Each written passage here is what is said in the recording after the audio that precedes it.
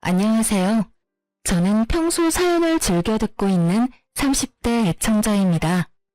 평소 사연을 들으며 제가 겪은 일들이 떠오르곤 했는데 막상 이렇게 사연으로 적으려고 하니 떨려오네요. 긴 이야기가 되겠지만 모두 함께 해주세요. 저와 남편은 같은 대학, 같은 과 친구였어요. 그렇게 10년을 그저 친구 사이로 지내는데 30살이 넘어가던 무렵 어느 순간 갑자기 남편이 남자로 보이더라고요. 남녀 사이에 영원한 친구는 없다던가요? 남편 역시 저와 마음이 통했는지 그때쯤부터 저를 특별하게 대해주었고요. 그렇게 저희는 자연스럽게 친구를 넘어 연인 사이가 되었고 3년을 연애하다 결혼하게 되었어요. 사실 사귄 지 1년쯤 됐을 때 결혼하려고 준비를 한 적이 있었어요. 그런데 그 당시에 갑자기 서방님이 여자친구가 임신했다고 알려오는 바람에 결혼 준비가 뒤로 미뤄지게 되었었죠.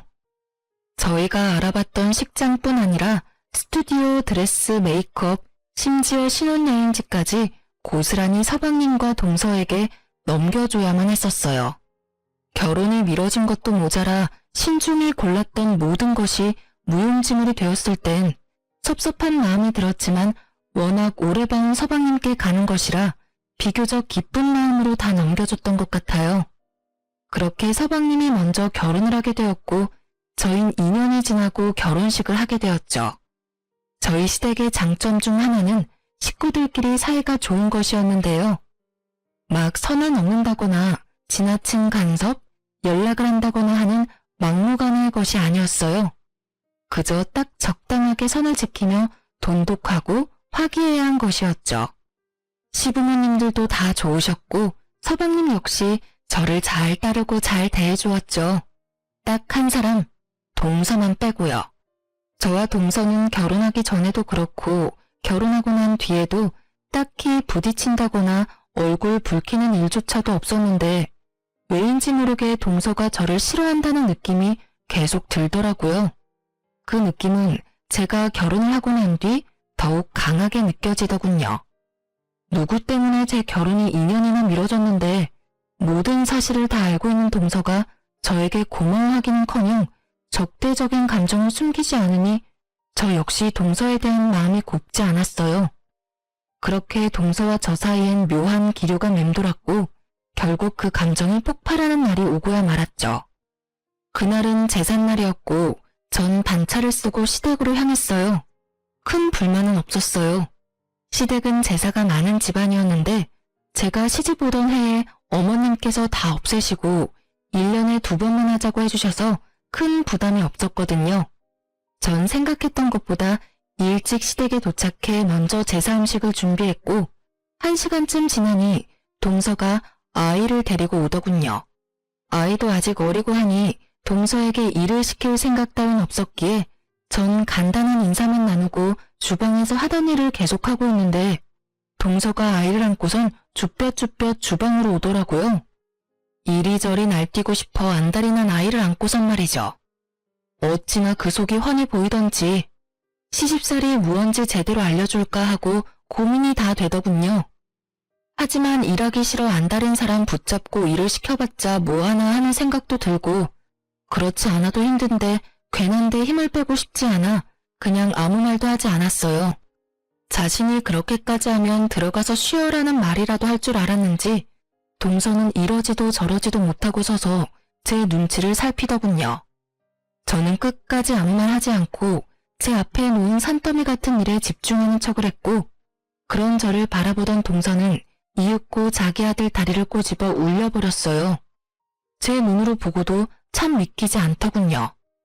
아무리 상황이 그렇다고 해도 어떻게 자기 아들 다리까지 꼬집어 울릴 수가 있는 건지 제가 봤다는 생각은 전혀 하지 못하는 건지 동서는 소름이 끼치는 연기를 펼치기 시작하더라고요. 어머, 넌 또 왜 울어? 형님, 죄송해요. 저도 좀 도우려고 일찍 온 건데 아무래도 애가 울어서요. 방에 데리고 가서 좀 달래줘야 할 것 같아요. 연기력이 얼마나 출중한지 만약 제가 동서가 꼬집는 장면을 목격하지 못했다면 깜빡 속을 만한 연기력이었어요. 황당한 전 아무 대답도 하지 못하고 있었고 까무러치듯 우는 아기의 소리가 들리자 어머님이 나오시더라고요. 우리 손주 왜 울어?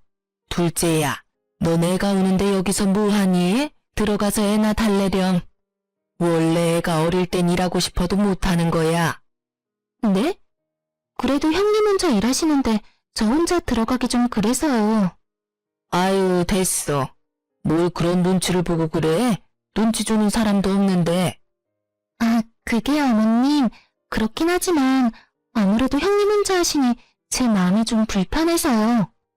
이렇게 말하며 동서가 절 보는데 모르는 사람이 보면 제가 눈치 줬다고 오해하기 딱 좋은 눈초리더라고요. 어머님 역시 동서의 뜻대로 저를 오해하셨는지 저를 빤히 보시기 시작하는데 이대로 참고만 있을 일은 아니다 싶더군요. 전 저를 향하는 시선을 무시한 채 일어나 손을 씻고 동서에게 다가갔어요. 그리곤 동서가 꼬집었던 허벅지를 보여주며 이렇게 말했죠. 동서, 조심 좀 하지 그랬어. 아까 동서가 여기 살 찝는 것 같던데. 여기 봐봐. 아직 빨갛네. 조심 좀 해. 얼마나 아팠으면 애가 까무러치면서 울겠어? 그리고 내가 무슨 말 했어? 난 아무 말도 하지 않았어. 들어가서 아들 먼저 달래줘. 갑자기 꼬집혀서 아픈 건 둘째치고 애가 많이 놀랐겠어. 제 말에 동서는 제가 봤다는 사실을 깨달았고 아이의 허벅지보다 더 붉어진 얼굴을 하고 고개를 숙이더군요. 어머님은 계속해서 찡찡거리는 아이를 안고 방으로 가신다며 주방을 벗어나셨고요. 어머님이 들어가신 후 동서는 숙였던 고개를 획 들더니 화를 내며 저에게 따지기 시작하더군요. 형님, 꼭 이렇게 제 망신을 주셔야 해요? 이왕 모른 척 해주셨으면 끝까지 모른 척 해주시면 되잖아요. 아니, 애초에 저한테 들어가서 쉬라고 한마디 해주셨으면 이런 일까진 없었잖아요. 적반하장도 유분수지. 누가 누구한테 따지고 드는 건지 모르겠더라고요. 저 역시 참고 또 참고 있는 터라 더는 인내가 남아있지 않았고 오늘이 날이구나 하는 마음으로 동서의 말을 받아쳤어요. 내가 왜 그렇게까지 해야 하는데? 굳이 내가 왜? 그리고 어디서 큰 소리야? 동서가 그렇게 일하기 싫었으면 오늘 좀 늦는다고 연락하고 늦게 오던가. 이왕 와서도 일할 만한 여건이 안 되어서 좀 쉬겠다고 말하면 누가 뭐라고 해? 제가 쉬겠다고 하면 저만 미움받을 거 아니에요. 미움까진 아니더라도 눈치는 보였겠지. 그런데 말이야, 어머님도 그렇고 나도 그렇고 아기가 어린데 굳이 동서까지 일 시킬 마음은 없었어. 그런데 왜 말을 하지 않으세요? 들어가서 쉬라고 한마디만 했으면 됐잖아요. 아까도 말했잖아. 내가 왜 그렇게까지 해야 하냐고. 애는 엄마 품에서 내려와서 놀고 싶어 안달인데 그런 애를 굳이 안고 주방에 와서 서 있는 꼴을 보고 내가 굳이 동서한테 들어가서 쉬라는 말이 하고 싶었겠어? 나 그렇게 성격 좋은 사람 아니야, 동서. 그래서 굳이 어머님도 계시는데 우리 아이 허벅지까지 다 보여주신 거예요? 저 곤란하게 만들려고요? 설마. 나도 그럴 생각까진 없었는데 동서가 내가 말할 수밖에 없는 분위기로 몰고 갔잖아. 난 눈치는커녕 동서한테 말 한마디 한 적도 없는데 어머님 앞에선 내가 눈치 줘서 주방에서 벌선 사람처럼 구니 내가 별다른 방법이 있었겠어? 그래도 내가 마지막 인내심으로 동서가 일부러 꼬집어서 울렸다는 말은 안 했잖아. 내 두 눈을 의심했다 진짜. 다음부턴 그런 짓까지 하지 말고 그냥 말해. 일하기 싫다고. 이게 뭐야? 괜히 동서 혼자 오버해서 애까지 울리고. 난 있잖아. 일하기 싫다는 사람까지 엮어서 같이 고생시킬 마음 없어. 알겠어? 제 말에 동서는 할 말이 없는지 그저 저를 노려보았고 저 역시 동서를 노려봤어요. 그렇게 저와 동서의 눈싸움이 시작되었는데 화난 표정의 어머님이 주방으로 들어오시더군요. 이게 다 무슨 말이야? 일부러 애를 꼬집었다니. 둘째 너, 이게 다 사실이야? 그래요. 분위기가 심상치 않음을 느낀 어머님은 방으로 들어가시긴 했는데 방문을 닫지 않고 이야기를 다 듣고 계셨던 것이었습니다. 모든 사실을 알게 된 어머님은 동서를 나무라기 시작했고 동서는 눈물을 글썽이며 아무 말도 하지 못하고 서 있더군요. 너 그렇게 안 봤는데 아무리 일이 하기 싫다고 해도 어떻게 네 자식 허벅지를 꼬집니? 그리고 잘못은 네가 해놓고 왜 애꿎은 형님한테 화풀이 짓이야? 너 우리 없을 때 그딴 식으로 첫째 대하니? 아니에요. 저도 모르게 너무 흥분해서 죄송해요, 어머님. 죄송해요, 형님. 궁지에 몰린 동서는 저에게 용서를 구했고 진심이라고 느껴지지 않는 사과였지만 더는 이를 키우고 싶지 않았기에 전 알겠다고 하고 사건을 일단락시켰습니다. 제사 사건이 있고 난 후 동서는 아예 저를 무시하기 시작하더군요. 다른 사람들이 있을 땐 더없이 깍듯하고 살갑게 굴었지만 아무도 없을 땐 아예 눈길을 주지 않는 이중적인 행동을 이어나갔어요. 저 역시 동서와 똑같이 행동해줬고 자주 마주치는 일이 없었기에 크게 신경 쓰지 않고 지냈죠. 그러던 어느 날 집에 큰일이라면 큰일이 생겨났어요.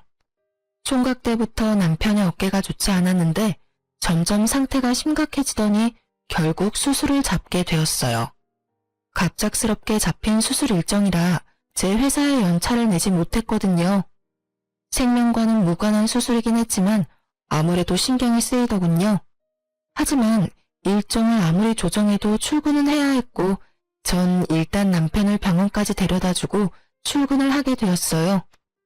마음이 얼마나 급했는지 초인적 속도로 급한 일을 마무리하고선 다시 병원으로 향했죠.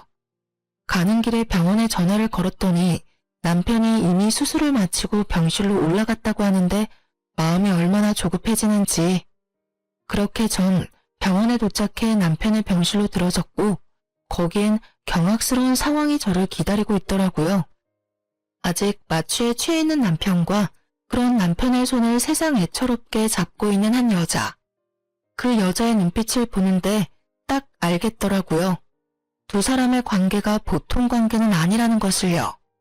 자기야, 좀 괜찮아? 나 괜찮아. 괜찮은데 자꾸 잠이 와. 아직 마취해서 덜 깨서 그래.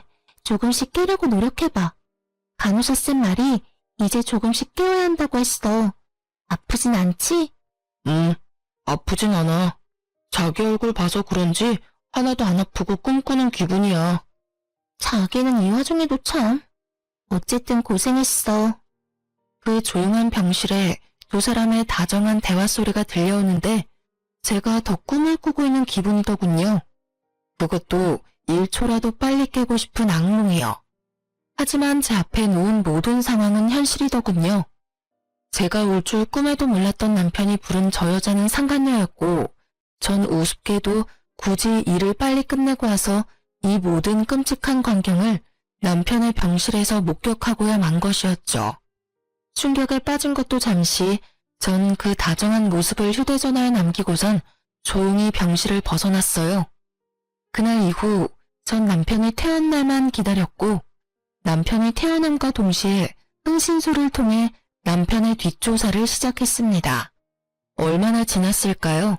흥신소에서 연락이 왔고 연락을 기다리며 혼자 상상했던 것보다 현실은 더욱더 충격적이었습니다. 두 사람이 만나기 시작한 것이 얼마 되지 않았다는 건 제 예상과 같았어요. 하지만 충격적이었던 것은 두 사람이 만나게 된 계기였죠. 상간녀는 보험사에서 일하는 영업직원이었는데 그 상간녀를 남편에게 보험을 핑계로 삼아 소개해준 사람이 다른 사람도 아닌 바로 동서였던 것입니다. 동서와 상간녀는 친구 사이로 제 남편을 꼬여내기 위해 아주 작정을 한 모양이었어요. 작정을 하고 접근했든 어쨌든 남편은 상간녀에게 넘어갔고 이미 선을 넘어버린 남편의 모습들을 보는데 더는 결혼 생활을 유지하고 싶은 생각이 싹 사라지더군요. 흥신소에서 건네받은 사진을 한 장씩 넘겨보는데 남편의 미소를 볼 때마다 제 억장이 무너지더라고요. 그렇게 눈물을 흘리며 증거들을 보는데 제 이막이 열리는 듯 주인공이 남편에서 동서로 바뀌더군요. 동서 역시 바람을 피우고 있었는데 직업 특성상 출장이 잦은 서방님이 외박할 때마다 아이를 친정에 맡기고 열심히도 더럽게 놀아놨더라고요. 그 옆엔 항상 상간녀가 함께했고요. 끼리끼리 잘 논다라는 말이 어찌나 잘 어울리던지. 그리고 이 모든 일을 꾸민 동서의 계획을 흥신소 직원분의 입을 통해 전해 듣는데 동서가 참 대단하다는 생각이 들더군요. 증거와 사진은 다 보내드렸고 대략적인 설명도 파일로 정리해서 보내드렸습니다. 그리고 이런 말까지 해드려야 하나 말아야 하나 고민했는데 조사하다 한 사실은 모두 말씀드리는 게 원칙이라 말씀드리겠습니다. 네, 하나도 빠짐없이 말해주세요. 그게 동서되는 여자가 이 모든 계획을 세우고 진행했는데 그 이유가 가관이더라고요. 우리 직원이 카페에서 두 여자가 나누는 대화를 들었는데 동서라는 여자가 형님이 자신의 마음에 들지 않아서 그런다며 남편의 형을 제대로 자할 곳이라고 했다더라고요. 그 집 재산이 꽤 되는데 이혼시키고 그 집 며느리 되면 다 장남 몫이라고요. 한 몫 크게 챙기면 자기 몫도 잊지 말고 나눠야 한다면서 각서까지 쓰고 나눠 가졌다고 하던데요. 물론 이 대화 내용도 모두 녹음했고 이 파일은 전화 끊는 대로 보내드릴 테니 확인해 보시면 될 것 같습니다. 하여튼 그 여자들 보통 여자들 아니니 사모님도 각별히 조심하시는 게 좋을 것 같아서 말씀드립니다. 아, 네. 감사합니다. 수고 많으셨어요. 전화를 끊은 저는 다시 한번 동서의 대범한 행동에 감탄을 금치 못했어요. 제가 아무리 마음에 들지 않는다고 해도 형님 자리를 바꿀 생각을 한다니. 대담하다고 해야 할지 영악하다고 해야 할지 모르겠더라고요. 하긴 그 정도 되는 여자이니 자기 배 아파 낳은 자식 허벅지도 그렇게 인정사정 없이 꼬집어 올렸겠지만요. 어쨌든 이미 모은 증거들은 확실했지만 저는 확실하게 하기 위해 남편의 휴대전화를 뒤져보았지만 이미 다 삭제한 것인지 아무것도 없더라고요. 실망감도 잠시 저의 머릿속엔 차량 블랙박스가 번뜩 떠올랐고 남편이 자는 것을 확인하고 남편의 차로 향했어요.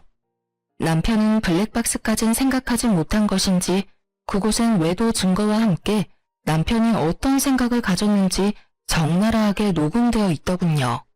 자기야, 그러면 이혼하는 거지? 그럼 얼른 이혼하고 자기랑 살아야지.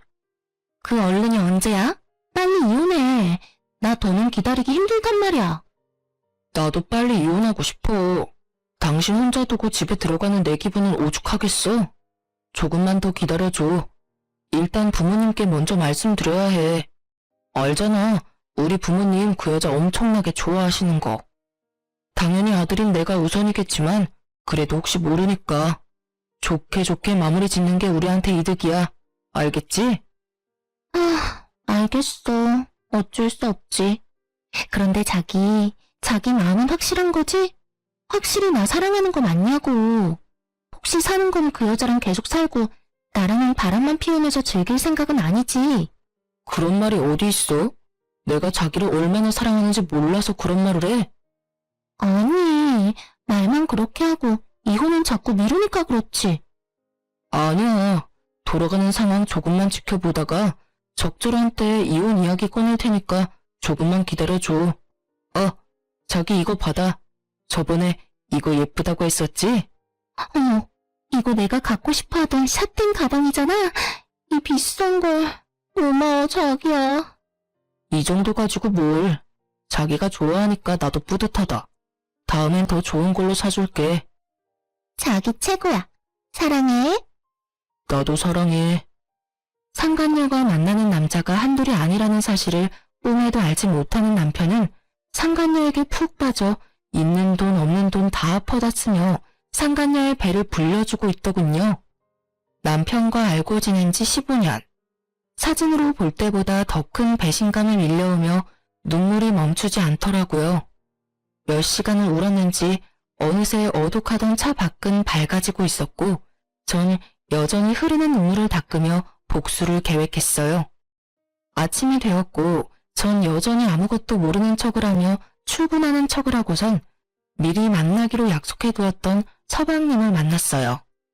다른 사람은 몰라도 서방님 역시 이 빌어먹을 상황의 피해자이니 모든 사실을 알아야 한다고 생각했기 때문이었죠. 갑작스러운 저의 연락에 의아해하던 서방님은 제가 내민 외도 증거들을 살펴보더니 무거운 입을 떼더군요. 형수님, 이게 전부 사실인가요? 안타깝게도 그래요, 서방님. 동서가 그 여자를 형한테 소개해줬고 형은 그 작전을 보기 좋게 넘어갔어요. 동서 역시 서방님이 집을 비울 때마다 남자들을 만나고 다니는 것 같더라고요. 늘 그 여자도 함께였고요. 저 이 여자 알아요. 이 여자 집사람 제일 친한 친구라고 했거든요. 연애할 때도 여러 번 봤었고 최근에도 봤었는데 형이랑 그런 관계인 줄은 상상도 못했네요. 어떻게 사람 탈을 쓰고 이딴 짓들을 할 수 있는지. 어쨌든 부모님께는 제가 말할게요. 조금만 기다려주세요. 제가 이야기 꺼내는 게 더 낫지 않을까요? 아니에요, 형수님. 이 여자 요즘 보험 핑계 대면서 부모님 댁에도 들락날락하고 있다고 들은 것 같은데 날 한번 잡아보려고요. 한 장소에 다 모였을 때 한 번에 터뜨리는 게 좋을 것 같아요. 기가 막히더군요. 외도도 모자라서 시댁까지 이미 들락날락하고 있었다뇨. 상간녀와 동서의 계획이 눈에 훤히 보이더군요. 보험을 핑계로 삼아 자연스럽게 시부모님들께 얼굴을 트며 좋은 인상을 남기려고 했겠죠. 이쯤 되니 동서라는 여자가 무섭게까지 느껴지더군요. 서방님도 저와 같은 생각이었는지 이럴 때일수록 신중히 해야 한다고 조금만 기다려달라며 증거들을 챙겼고 저는 서방님의 말을 따르기로 했어요. 표정을 보아하니 서방님 역시 이 상황을 곱게 넘길 생각은 없어 보였고 서방님의 계획이 더 현명하기도 했으니까요. 그렇게 전 서방님의 연락을 기다렸고 상간녀가 시댁을 방문한다는 연락을 받게 되었어요. 기다리고 또 기다린 날이었는데 막상 모든 걸 밝힐 날이 되니 심장이 떨어질 듯이 뛰기 시작하더라고요. 전 떨리는 마음을 진정시키며 시댁으로 향했고 시댁에 들어서니 시부모님은 물론이고 남편과 상간녀, 동서와 서방님까지 모든 식구가 모여있더군요. 저의 등장을 상상도 못했던 세 사람은 당황한 기색이 역력했고 남편과 상간녀는 티나게 저의 눈치를 살피기 시작하더라고요.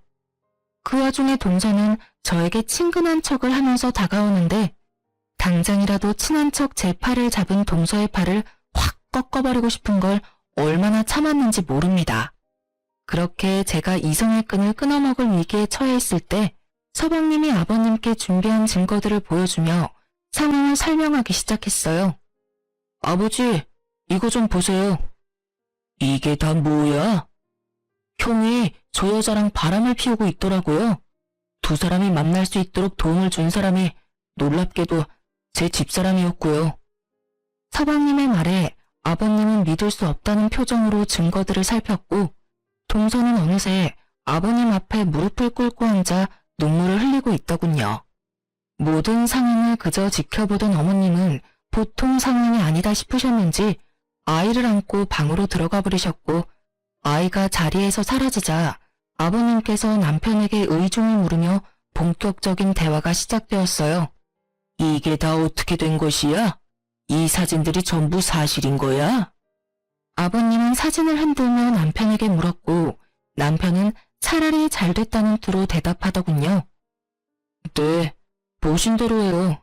저 이 수정이와 만나고 있고 수정이 사랑해요. 뭐가 어쩌고 저째? 누굴 사랑한다고? 이 여자 수정이를 사랑한다고요.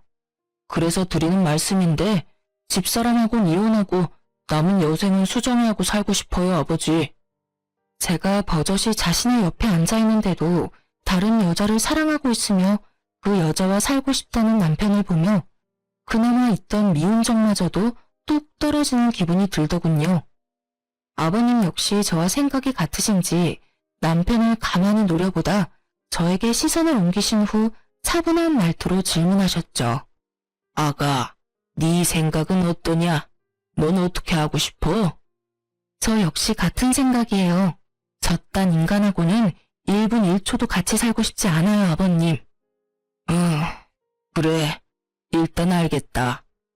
아버님은 고개를 끄덕이며 생각에 잠기신 듯 하더니 이내 고개를 들며 남편에게 통보하듯 말하기 시작하셨어요. 두 사람 말은 잘 들었고 그렇게 하도록 하자. 일단 결혼할 때 마련해준 집부터 비우거라. 네, 알겠습니다, 아버님. 당연한 듯 답한 저와는 달리 남편은 이런 상황은 계획에 없었다는 듯 언성을 높이기 시작하더군요. 아버지, 그게 무슨 말이세요?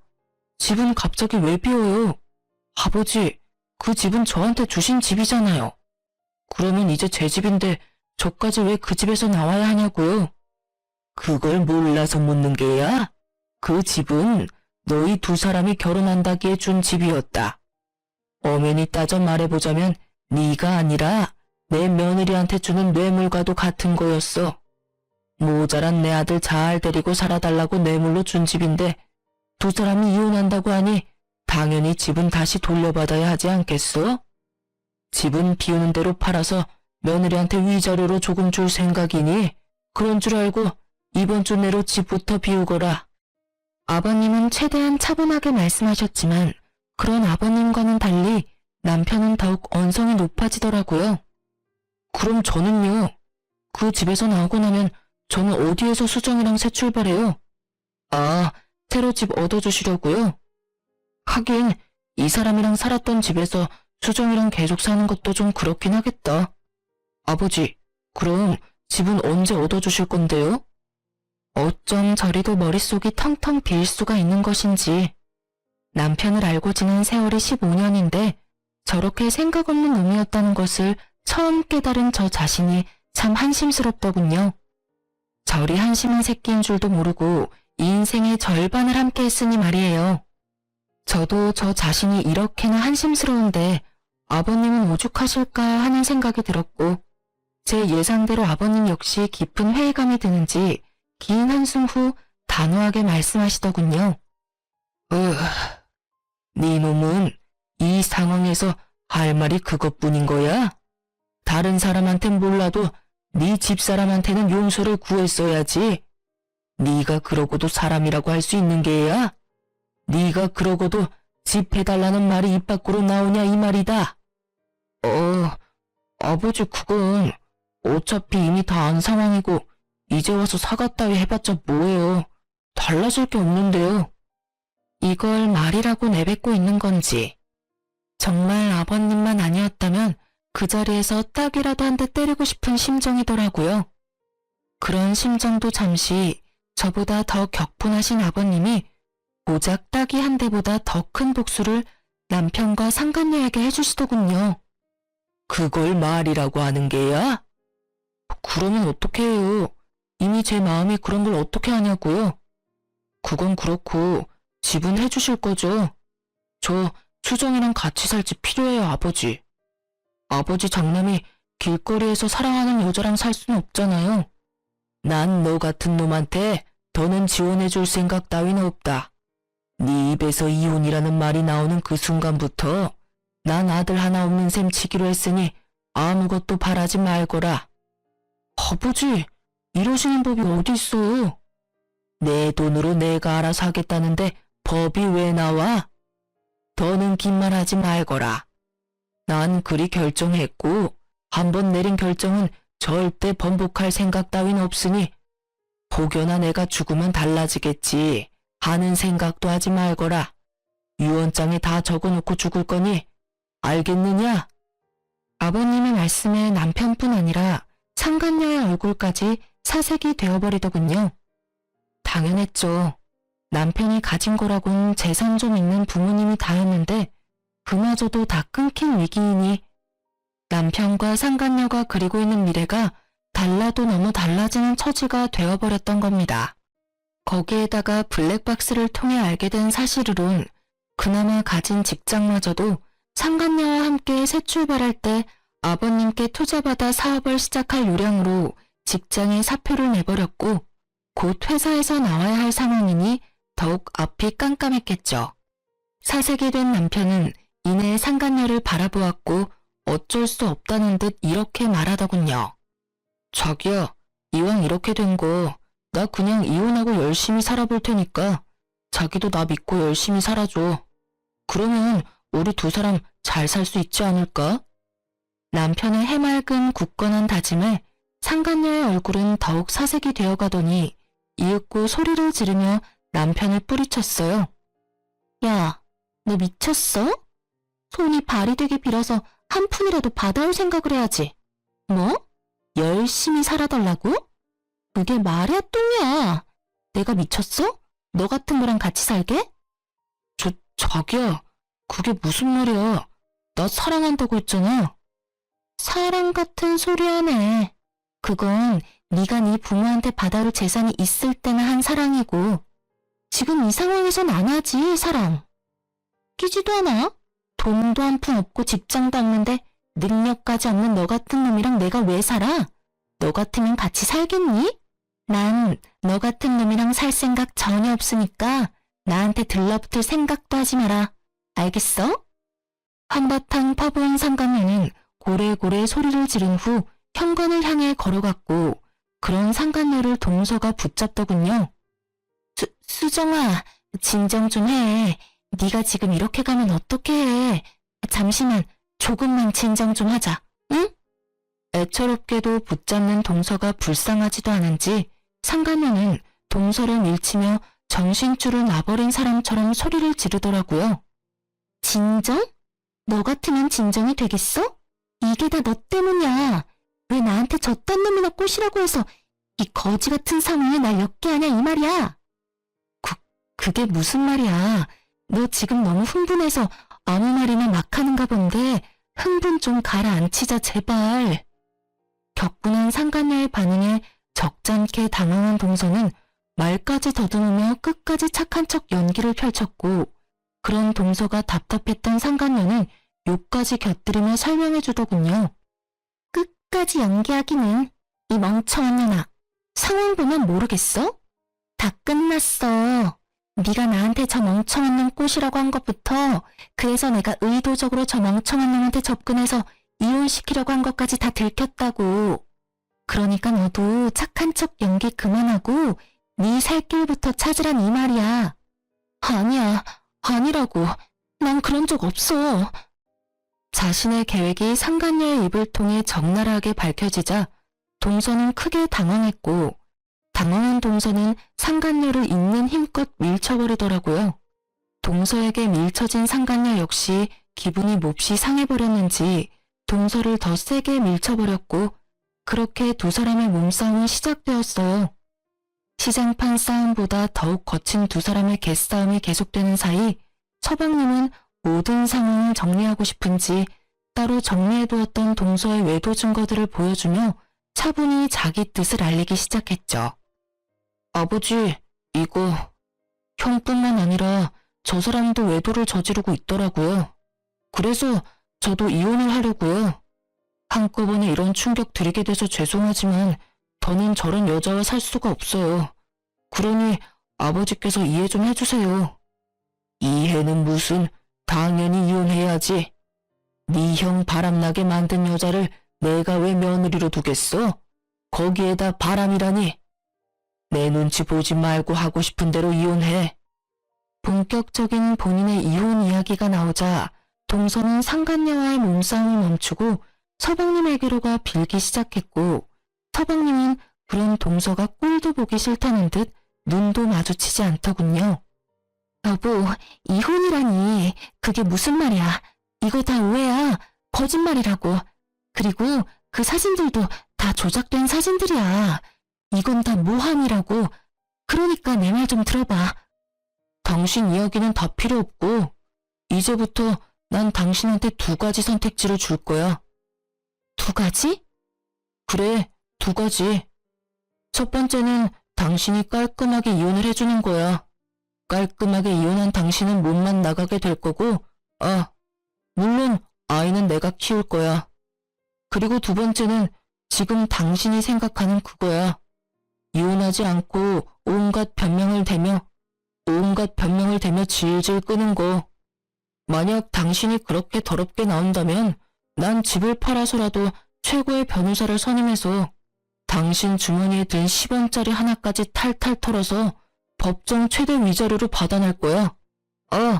물론 이 경우에도 당신은 내 자식을 키우진 못할 거야.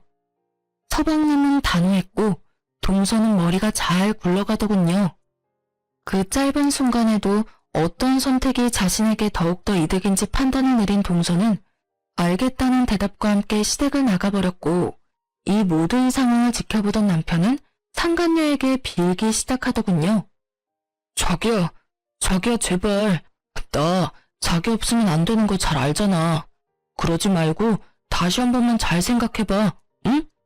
우리 아버지 말은 저렇게 했어도 나 절대 못 버려.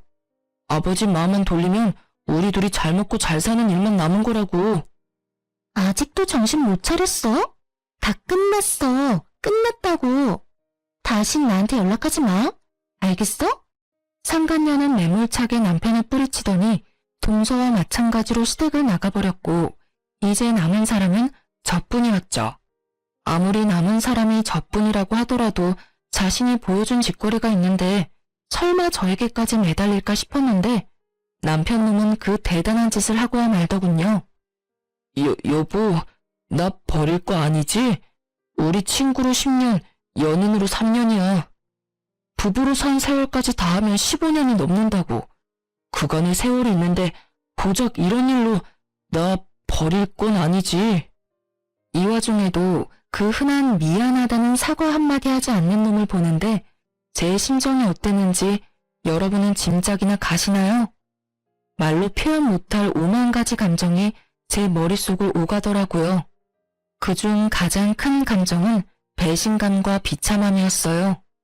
절 얼마나 하찮게 그리고 우습게 봤으면 이 와중에도 사과 한마디 없이 저의 용서를 바라는 걸까 싶어서요. 참 대단하다 정말. 이 와중에도 나한테 미안하단 말 한마디가 없으니까 말이야. 그거야. 미안한 건 말하면 입 아프니까 굳이 안 한 거지. 나 당신한테 정말 미안해. 진심이야. 그러니까 나 한 번만 용서해줘. 내가 앞으로 정말 잘할게. 당신이 잘하든 말든 난 이제 상관없어. 난 아까 말했듯이 당신 같은 인간이랑 이제 1분 1초도 같이 살기 싫으니까. 여보 제발 그러지 말고 나한테도 기회를 줘. 기회? 내가 당신 마음 모를 줄 알아?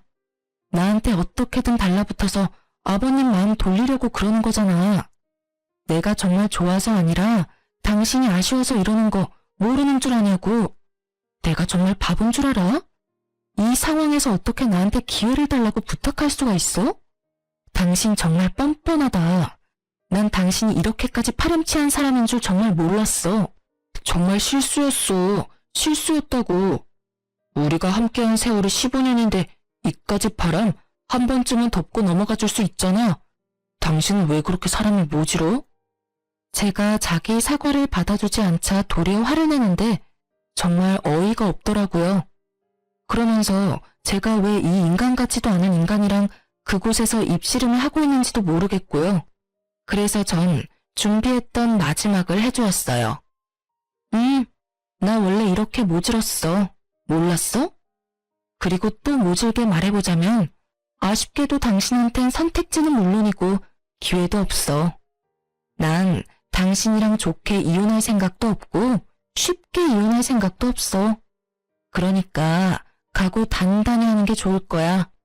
마지막 경고의 말을 끝난 저는 아버님께 인사를 드리고 시댁에서 나와버렸습니다. 그 뒤론 일사천리였어요. 남편이 찾아오기도 했고 연락으로 귀찮게 굴기도 했지만 이혼은 막힘없이 진행되었어요. 전 상간녀 소송과 함께 동서에게도 위자료를 청구했고 좋은 변호사분을 만난 덕분에 예상보다 빨리 그리고 예상보다 많은 금액의 위자료들을 받고 이혼을 할 수 있었어요. 서방님 역시 전 동서는 깔끔하게 보내주었지만 상간남 소송만큼은 칼같이 진행했다고 하더군요. 그 많은 남자 중 전 동서가 유부녀인 걸 알면서도 꽤 오랫동안 지속적이게 만나던 남자가 딱 한 명 있었는데 그 남자만큼은 그냥 넘길 수가 없었다고 하더라고요. 그렇게 진행된 상간남 소송으로 서방님 역시 복수를 할 수 있었죠. 서방님과 이혼을 하고 난 후 전 동서는 당연하다는 듯 상간남을 찾아갔다고 들었어요. 하지만 상간남 소송까지 당해 망신이란 망신은 다 당하고 돈은 돈대로 날린 상간남은 이미 그 여자에게 남은 마음이라곤 미움 뿐이었고 그랬기에 전 동서를 받아주는 일은 없었죠. 거기에다가 땡전 한 푼 없는 여자니 폭 붙일 생각이 아니라면 더욱 받아줄 마음이 들진 않았겠죠. 전 남편의 결말도 다르진 않았어요. 저와 이혼하고 난 후 시댁에서도 받아주지 않자 전 남편이 찾은 곳은 상간녀였다고 합니다. 매일같이 찾아가 얼마나 귀찮게 했으면 상간녀에게서 전화가 다 왔더라고요. 이보세요. 당장 그쪽 남편 좀 데리고 가라고요. 매일같이 찾아와서 울고 불며 매달리는데 사람 미칠 지경이라고요. 그런 말을 왜 나한테 하는지 잘 모르겠네요. 내가 왜 그 사람을 데리고 가야 하는데요? 그거야. 저 남자가 그쪽 남편이니까 그렇죠. 그 남자 이제 내 남편 아니거든요. 네가 꼬셔서 정신 나가게 했으면 네가 책임져야지. 누구한테 떠넘기는지 모르겠네. 내가 왜 책임을 져? 내가 그때 말했었잖아. 저딴 놈이랑 살 생각 없다고. 그러니까 당장 와서 데리고 가라고. 이러다 내 혼사길까지 막히게 생겼어. 유부남 꼬셔서 한 가정 파탄 낼 거라고 작정할 땐 네 혼사길 정도야 꽉 막힐 거라는 각오 정도는 했어야지. 뭐라고? 네가 네 남편 간수를 못해서 나한테 넘어온 걸 나한테 어쩌라는 거야. 나 경찰에 신고할 거야. 네 남편 깜빵 가는 걸 보고 싶어? 눈치 하나는 빠른 줄 알았더니 그것도 아니더군요.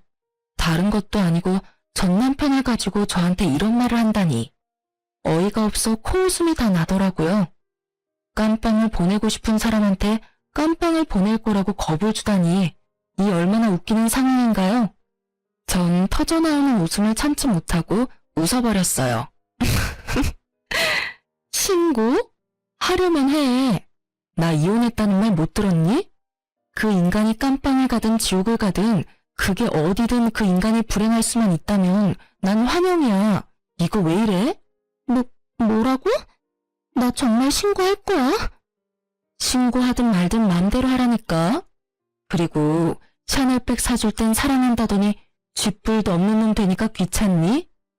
그 마음 이해 안 되는 건 아니지만 그래도 어쩌겠어. 네가 다 그렇게 만든 상황인데. 그러지 말고 품고 살아봐. 잘 살다 보면 또 모르지? 두 사람이 꿈꾸던 재산 물려받아 잘 먹고 잘 사는 미래가 현실이 될 수도 말이야.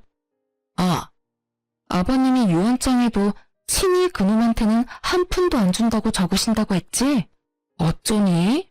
너희가 바라던 그 꿈 같던 미래는 정말 꿈이 돼버렸고 너한텐 웬 버러지한 명이 붙어버렸으니 하여튼 난 이혼했고 나하고는 상관없는 사람이니까 네가 알아서 해. 나한테 연락하지 말고. 너야말로 나한테 한 번만 더 연락해서 이딴 되지도 않은 말 또 하면 내가 경찰에 신고할 테니까. 알겠어? 그 뒤로 상간녀는 온갖 욕을 해댔지만 전 전화를 끊어버렸고 그 뒤로도 연락이 오길래 그냥 차단해버렸어요. 정말 신고라도 해버릴까 하고 생각한 적도 있었지만 신고해봤자 뭐 하겠어요. 이리저리 불려다니기만 하고 귀찮아질 것이 분명해 그만두기로 했죠. 그렇게 전 모든 연락을 차단해버렸고 서방님의 말론 상간녀 역시 전 남편을 나몰라라 하고 버렸다고 하더군요.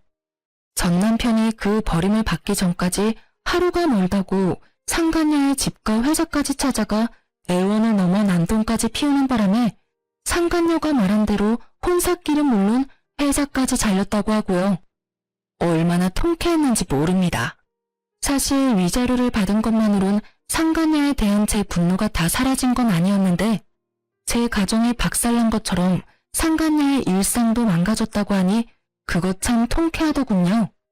그리고 그 뒤론 제가 예상했던 그대로더군요.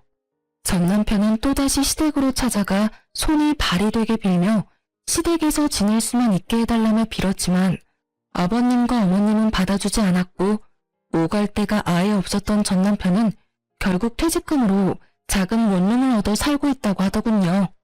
믿었던 모든 사람에게서 버림을 받은 충격 때문인 건지 능력이 부족한 것인지는 모르겠지만 취업은 되지 않았고 그 대신 일용직을 나가며 하루하루를 연명하고 있다고 해요. 그래도 일용직이라도 나가서 생활비라도 벌고 있으니 참 다행이라고 했네요. 돈 한 푼 벌지 않고 수중에 있던 돈마저 떨어지면 저에게 찾아와 또 어떤 귀찮은 짓을 할지는 모르는 일이니까요. 그 소식을 마지막으로 전 서방님을 비롯해 시댁과 연락도 끊어버렸어요. 악한 감정은 없었지만 아무래도 전 남편과의 기억이 계속 떠올라 관계를 지속할 수는 없겠더라고요. 일단 저도 살아야 했으니까요. 전 이혼하고 난 후 사연에서 듣던 것처럼 잘 지내지진 않더군요. 남편을 사랑하는 마음이 남은 건 아니었지만 몰아치는 감정의 소용돌이 속에서 방황했던 것 같아요. 때론 슬펐고 때론 무기력했고 때론 한탄도 했고요. 괜찮아졌다 싶으면 어김없이 떠오르는 함께했던 세월이 저를 참 많이도 힘들게 괴롭혔습니다. 한동안은 그 모든 감정을 외면한 채 지냈는데 외면하는 것이 정답이 아니라는 생각이 어느 날 들더군요. 그날부턴 전 그 감정들을 당연한 일이라고 여기기로 했고 그 당연한 힘듦을 받아들이기 시작했어요. 그렇게 3년이 지난 지금은 사연으로 이혼 이야기를 적을 만큼은 덤덤해진 것 같아요.